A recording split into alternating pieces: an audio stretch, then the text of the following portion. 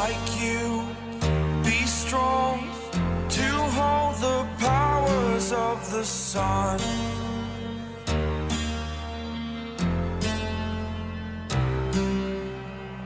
To dream, believe.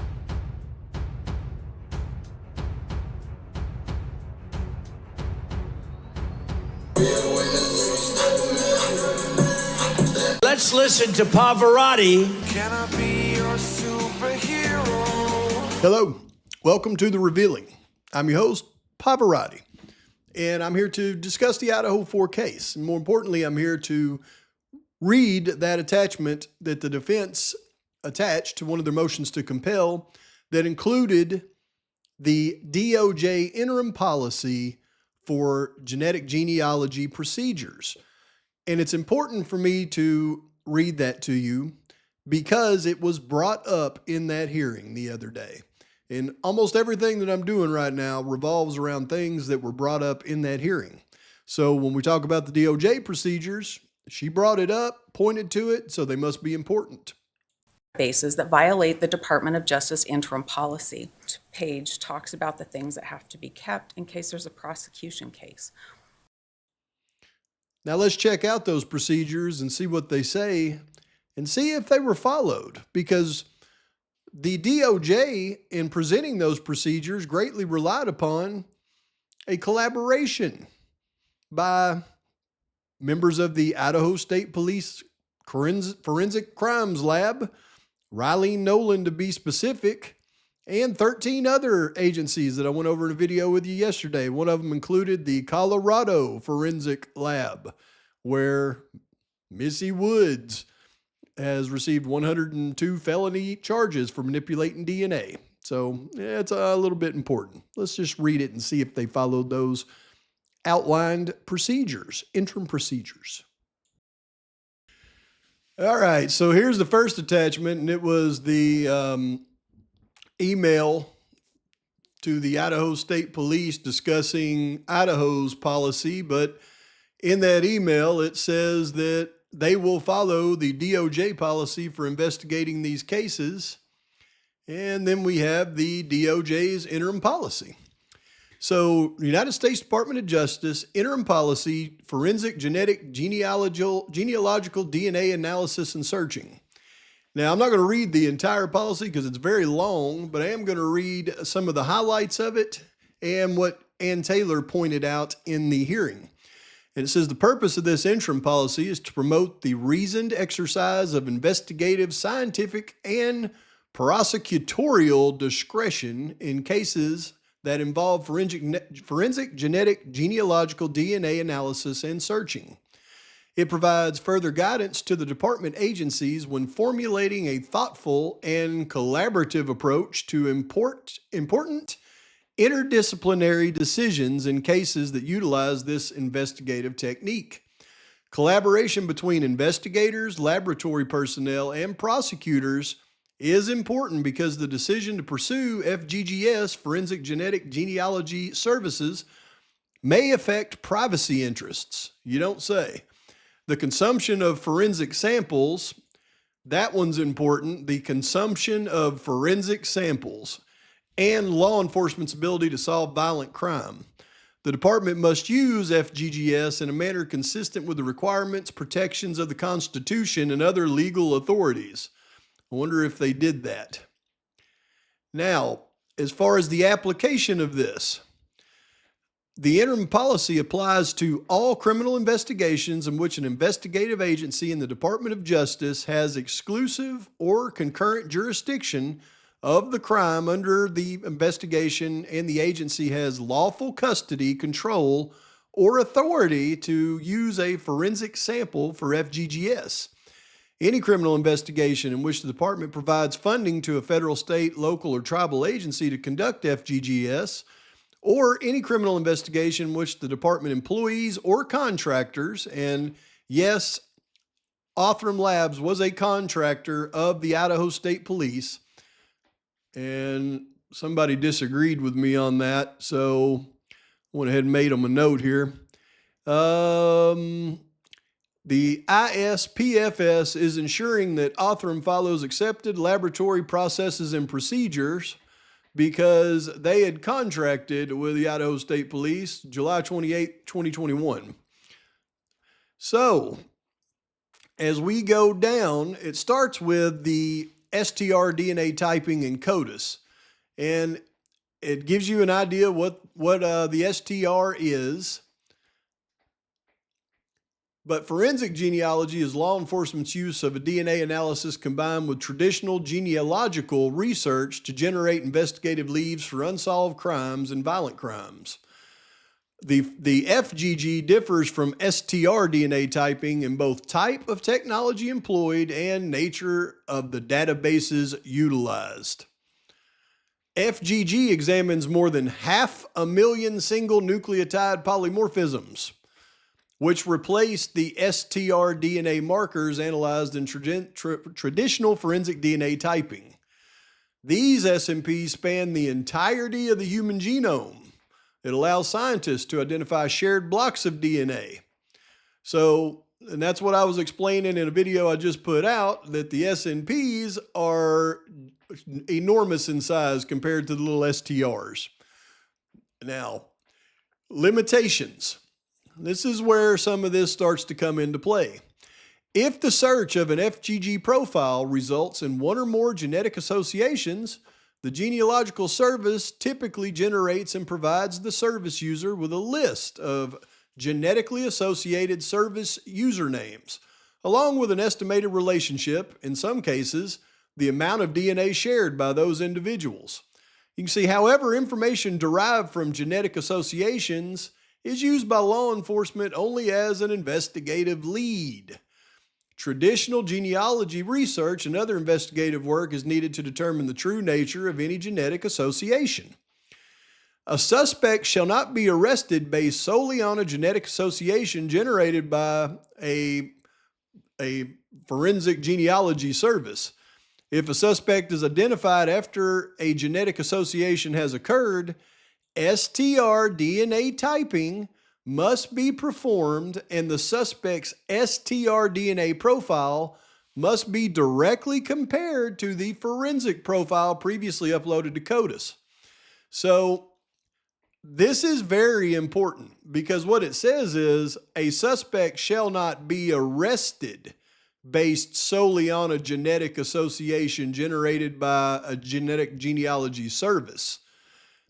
If a suspect is identified after a genetic association has occurred, STR DNA typing must be performed, and the suspect's STR DNA profile must be directly compared to the forensic profile previously uploaded to CODIS. Why is this so important? And this is what Ann Taylor refers to. She says, go to pages, I think she said 5 and 6. But based on their policy, they could not have arrested Kohberger based on his father's DNA, excluding him as a suspect, because they used the genetic genealogy as an investigative lead in the case. Because they used the FGG, they're supposed to follow all of these guidelines.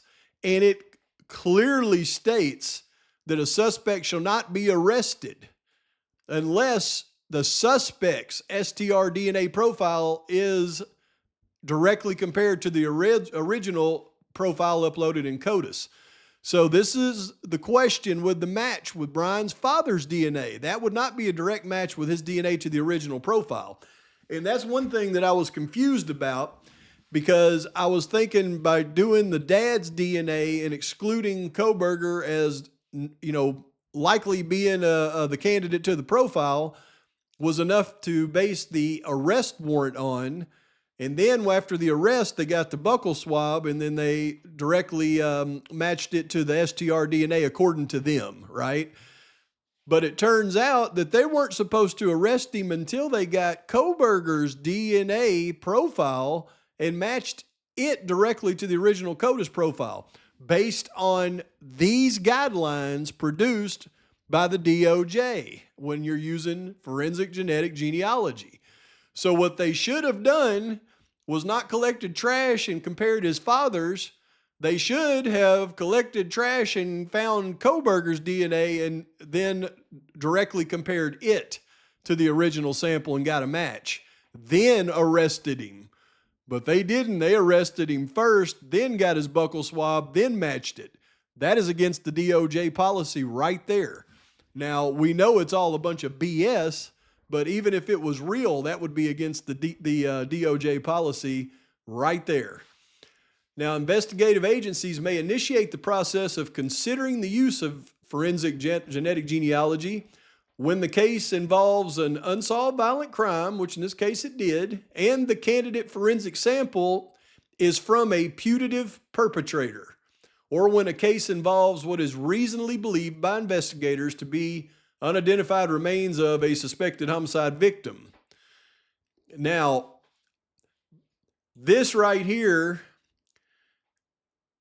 tells us why they focused in on the DNA on the knife sheath. I mean, if this was all real, looking at it from just a perspective, if they're not lying about everything, but this would tell us why they would focus in on the DNA on the knife sheath instead of the blood found on the rail or in the glove outside. Because for them to use IgG, then they have to associate the crime with the actual perpetrator, so that because that DNA was found on what they believe to be the sheath of the murder weapon, that would be the reason why they'd focus in on it. If everything was real. We know nothing's real in this case, so that argument really doesn't hold water either. A candidate forensic sample is the remaining portion of a forensic sample or extract being considered for forensic genetic genealogy, and from which a forensic profile was previously derived and uploaded to CODIS. You see, they had to create that STR profile and upload it to CODIS to even start the FGG process. So it doesn't matter if that profile was complete or not. To start the FGG process, according to the DOJ rules, they had to upload something into CODIS. That's why I firmly believe they just uploaded a partial profile so they could start this investigation. All right, and then it goes on to say, while observing and complying with all requirements of this interim policy, when the circumstances surrounding the criminal acts present a substantial and ongoing threat to public safety. Okay, so that would be, a reason to start it, because they did have an ongoing threat to public safety, according to them. Actually, according to them, is a targeted attack and everybody was safe, so I don't know. Investigative collaboration. Rylene Nolan. In each of the criteria set forth in Section 5 has been satisfied, the investigative agency shall contact a designated official at the CODIS laboratory, designated laboratory official, or DLO. So in this case, we can bet that would be Ms. Rylene Nolan that uploaded the forensic profile to CODIS. All right, so the official that uploaded it to CODIS. We know Rylene's in charge of the Idaho State Crime Lab, so we can bet she was the one that uploaded it to CODIS, and she'll be known as the DLO going forward. And the DLO must determine if the candidate forensic sample is from a single source contributor or is a deduced mixture. Now, why did they explicitly let out to the public in a news release that the sample found on the knife sheath was a single source of DNA? Because right here in their DOJ policies, that is important to distinguish. So you can bet they let that out in a news release because they were trying to show that they were following these guidelines to use the IgG. The DLO will also assess the candidate's forensic sample's suitability, quantity, quality, degradation, mixture status. So this DLO, Ms. Rylene Nolan, is the person that's supposed to assess the candidate's forensic sample suitability, the quantity, quality, and degradation. So how well did she assess that for FGG and advise the investigative agency about the results of that evaluation? In addition, The DLO may advise the investigative agency of any reasonable scientific alternatives to FGGS, given the nature and condition of the candidate forensic sample and the availability of other DNA technologies or techniques. The investigative agency shall document its consultation with the DLO. So that means not only was Ms. Nolan, the DLO, supposed to assess the single source contributor, or if it was a deduced match, she was also supposed to assess the candidate forensic sample's suitability, quantity, quality, and degradation. And not only that, she was supposed to document its consultation with the DLO. The investigative agency was supposed to document it. That would be, it doesn't matter if it's the investigative agency we learned up here. The investigative agency could be, where are we at? Oh, right here. The investigative agency, it could be the, let's see, the department that provides funding to a federal, state, or local tribal agency to conduct this, or any criminal investigation which department employees or contractors conduct genealogical research on leads, any federal agency or unit of the state, local, tribal government that receives grant award funding from the department that is used to conduct it. So all criminal investigations in which an investigative agency in the Department of Justice has exclusive or concurrent jurisdiction of the crime under the investigation. So as long as they have exclusive and concurrent jurisdiction of the crime under the investigation, the investigative agency would include Moscow PD, Idaho State Police, FBI, Othram Labs as a contractor. That would all be part of what they would consider to be the investigative agency. So with all of those being part of the investigative agency, and the investigated agency shall document its consultation with the DLO, Ms. Nolan, about all this information on the DNA and everything around it. Its quantity, quality, degradation, everything. And now when Ann Taylor says she can't get discovery, that's in direct violation of the DOJ policy. And then after consulting with the DLO, the investigative agency, remember that's everybody, Moscow PD, Idaho State Police, FBI, Othram Labs, shall contact the prosecutor, Bill Thompson. The investigative agency shall advise Bill Thompson of the nature and status of the investigation, the results of the DLO's evaluation of the candidate forensic sample. So that means Bill Thompson should definitely know all this, and any reasonable scientific alternatives to FGGS provided by the DLO. After discussing these issues and based on the information provided, Bill Thompson and the investigated agency must agree that candidate forensic sample is suitable for FGG. So Bill Thompson had to agree to use genetic genealogy, and he had to agree to everything that went into it, and he should be apprised of everything that went into it. Therefore, he should be able to apprise the defense in discovery. That FGG is necessary and an appropriate step at that stage of the investigation to develop investigated leads or to identify the unidentified human remains. If agreement is reached on these points, FGGS may proceed. So that means they all had to agree. The DLO, Rylene Nolan, Bill Thompson, the FBI, all of Moscow PD, Idaho State Police, and Othram Labs all had to agree. So one big collusion. Now let's get into investigative caution. Investigative agencies shall identify themselves as law enforcement to genealogical services and enter and search FGG profiles only in those genealogical services that provide explicit notice to their service users and the public that law enforcement may use their service sites. Well, there's your policy violation right there. Not only a policy violation of those service sites, but a policy violation of the actual DOJ policy. In certain cases, genetic association of an FGG profile with a GG service user in conjunction with subsequent genealogically research may identify one or more third parties who may have a closer kinship relationship to the donor, of the forensic sample that the Associated Genealogical Service user. In such cases, the acquisition of a reference sample from these third parties for the purpose of conducting FGGS may help the investigative team identify the donor of the forensic sample. Now, this right here is where things, I believe, not just on the Kohberger case, but this right here is them setting people up for false identifications based on this whole premise of IGG.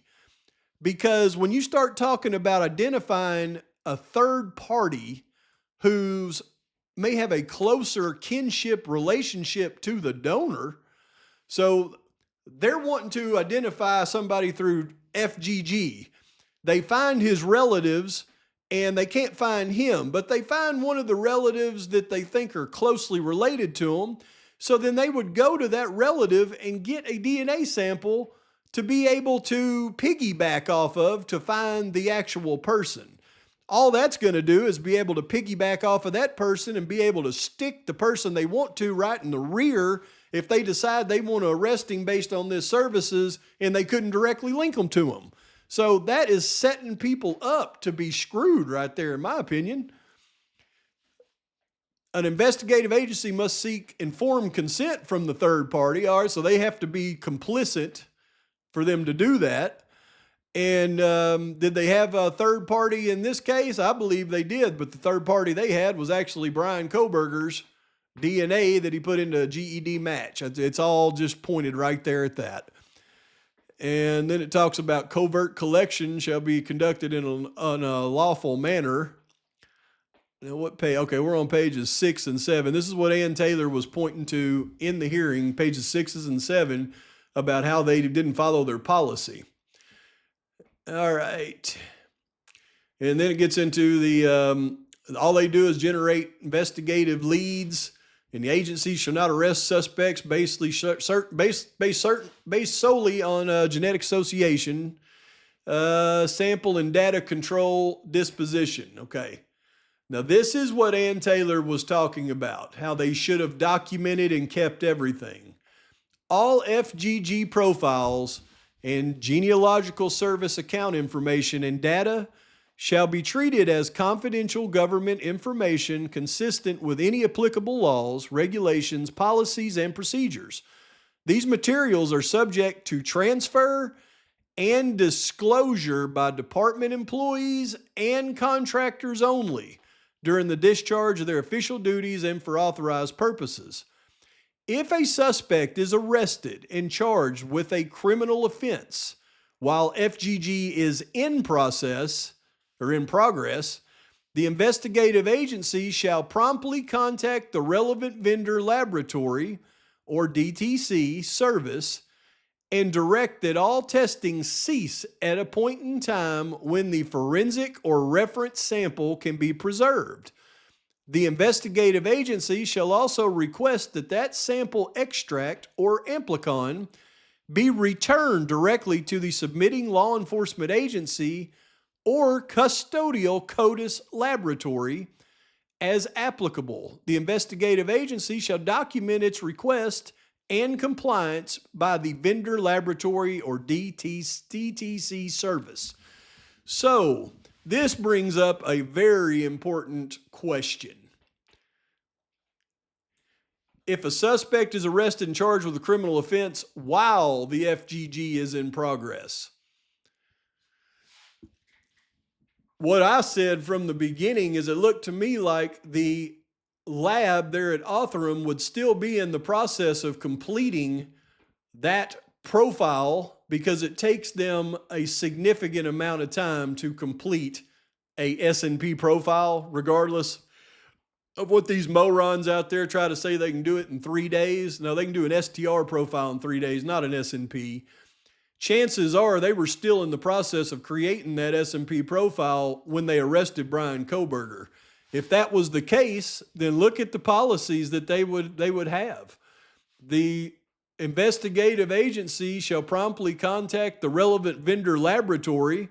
So if they arrested Kohberger, they would contact Othram and direct that Othram stops all testing at that point And they would direct that all testing cease at that time when the forensic or reference sample can be preserved. The investigative agency shall also request that the sample extract and amplicon be returned directly. So this would go along with them giving the sample back to the FBI. Why did the FBI go get it from Othram? This would be why. They'd be following this policy. And the investigative agency shall document its request and compliance by the vendor laboratory or DTC service. So that way they would have documentation of why they did that. Why did they hide all that documentation? Because this is probably what happened. They probably were in the process of completing that S&P profile when they arrested Kohberger. They followed this procedure. The FBI got the sample back from, got everything back from Othram, and then matched everything up after the fact to Bryan Kohberger. If a suspect is arrested and charged with a criminal offense after an FGG profile has been entered into one or more of the DTC services, this is what they say happened. Let's see if they followed this. The investigative agency shall make a prompt formal request that all FGG profiles and associated account information and data held by any such service be removed from its records and provided directly to the investigative agency. That'd be the FBI, or that would be Moscow PD, or that would be the ISP, or that would be any of those three. The investigative agency shall document its request in compliance by the DTC services. Shall document its request in compliance. All FGG profiles, account information, and data shall be retained by the investigative agency for potential use during prosecution and subsequent judicial proceedings. So according to the DOJ policy, all that is to be retained so that they can produce it to the defense during the prosecution and all subsequent judicial proceedings. By the FBI trying to hide it and destroying all their information, they absolutely violated this policy because the FBI is part of the investigative agency according to the DOJ guidelines. If a suspect is arrested and charged with a criminal offense after an FGG profile has been entered into an open data, personal genomics DNA database, the investigative agency shall promptly remove the FGG profile and all associated account information and data from the database. The investigative agency shall document the removal of this information and data, and it shall be retained by the investigative agency for potential use during prosecution and judicial proceedings. So the FBI absolutely knew what the process was once an arrest was made. It was for them to document everything they did with the IGG, including entering it into databases, the tree work, everything. Now, they documented that they entered it into databases they weren't supposed to, but then they destroyed everything related to the family tree. That right there is the tell-all to what this thing is really about. They destroyed it because it did not exist in the first place. They destroyed it because they went into those genealogical services, got Kohberger's information, and then they completed the original investigation into the IGG with Kohberger's information. That then could be directly impacting the STR profile that was absolutely not complete when they entered it into CODIS to begin with. That's why they had to start the FGG.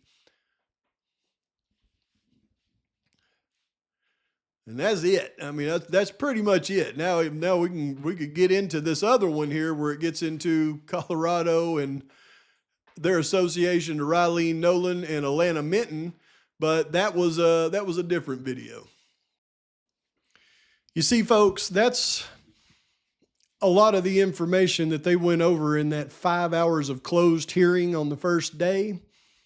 And that's why it really kind of makes me scratch my head about the judge, because I'm sure he knows all of the policies that weren't followed. He understood clearly Ann Taylor's argument about everything being hidden and where she was going with all that. And the fact that he's going to be releasing those transcripts and more than likely ordering the second Franks hearing, it just makes me kind of scratch my head about what is, where we're really at as far as this case. Are they really going to continue to bring this case forward, or are we looking at a bunch of theatrics right now on a case that's already been dismissed?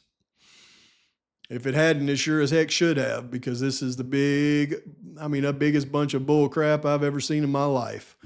And it's time for Kohberger to see the light of day.